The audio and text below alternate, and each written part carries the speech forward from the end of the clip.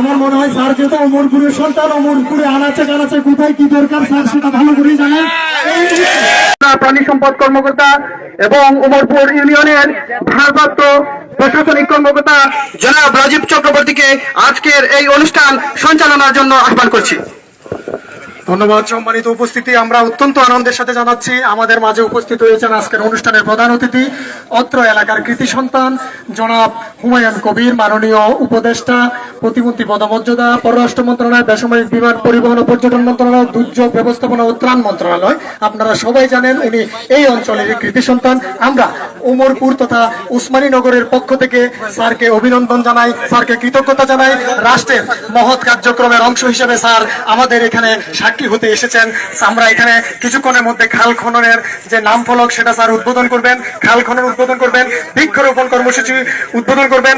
আমাদের মাঝে উপস্থিত আছেন অত্র উপজেলার সম্মানিত উপজেলা নির্বাহী অফিসার জনাব মুনমুন নাহার আশা, কর্মবৃন্দ, প্রিন্ট এবং ইলেকট্রনিক মিডিয়ার সাংবাদিকবৃন্দ এবং বিভিন্ন স্তরের নাগরিকবৃন্দ, সম্মানিত উপস্থিতি, আমরা ধন্যবাদ। আমার মনে হয় স্যার যেহেতু অমরপুরের সন্তান, অমরপুরে আনাচে কানাচে কোথায় কি দরকার স্যার সেটা ভালো করেই জানেন।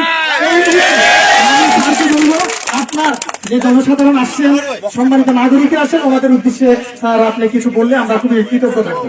ধন্যবাদ স্যার। খাল খনন মানে পরিবেশ পালা রাখা এবং খাল খনন মানে বন্যা কবলিত এলাকা থেকে মানে মুক্ত হওয়া, মানে বন্যার মোকাবিলা করা, প্রতিরোধ করা এবং জায়গা দখল থেকে মুক্ত হওয়া। এই যে বরিয়া খাল আপনার কেন দোকান হয়ে যায়, কোনো কোনো ক্ষেত্রে বাসা বা পরিবেশ নষ্ট করে অন্য ধরনের দান দেওয়া, এগুলা থেকে মুক্ত হওয়া। তো খাল খনন আমরা শহীদ রাষ্ট্রপতি জিয়াউর রহমান সাহেব তার সূচনা করিয়া গেছিলাম এবং ইনশাআল্লাহ আবার আপনারা যারা ভোটে নির্বাচিত বাংলাদেশের মানুষের 2/3 আপনার মেজরিটি নিয়ে যদি প্রধানমন্ত্রী জননেতা জননেতা আপনারা প্রিয় নেতা মাননীয় প্রধানমন্ত্রী তারেক রহমান সাহেব আবার এই কর্মসূচি দেশব্যাপী আজকে শুরু করছে।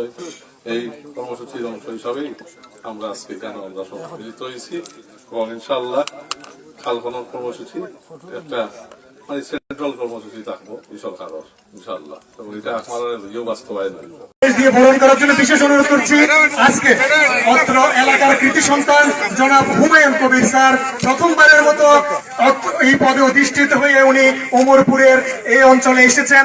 আমরা স্যারকে কৃতজ্ঞতা জানাই, ধন্যবাদ জানাই, স্যারের উত্তর সমৃদ্ধি কামনা করি। ধন্যবাদ সম্মানিত মেম্বার শহীদ আলীকে।